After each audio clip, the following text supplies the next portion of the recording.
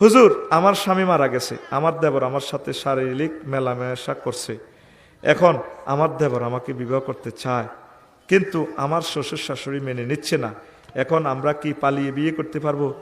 100 বার কি এর ফালাই। আপনার যেহেতু দেবর বালেগ, তার কোনো অনুমতি লাগবে না, আর আপনি বালেগা মহিলা, আপনি নিজে আপনার ফ্যামিলিকে শুনাইবেন, অলি যারা আছে তাদের থেকে অনুমতি নেবেন।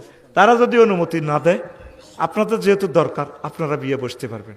নিকাহ হুয়া বাতেল, নিকাহ হুয়া বাতেল যেটা কইছে নবীজি দমকেল্লা কইছে, নত হলান সব ফলাই বিয়ে করব। আপনি জেনা করবেন না, আর যে জেনা করছেন এটার জন্য আল্লাহর কাছে মাফ চাইবেন। ইসলামী স্টেট কায়েম হইলে আপনার যদি জেনাটা প্রমাণিত হইতো, আপনাকে ফাতরে ফাতরে কল্লা উড়াই দিত। তা আপনি আল্লাহরে কইবেন, আল্লাহ আমি তো মরা মানুষ, আল্লাহ আপনি আমাকে মাফ করে দেন।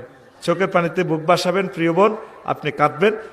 আপনি অবশ্যই একে বিয়ে করেন, আর আমার প্রিয় ভাইকেও বলবো আপনি বিয়ে করে ফেলেন, জেনাটার জন্য আল্লাহর কাছে ক্ষমা চান।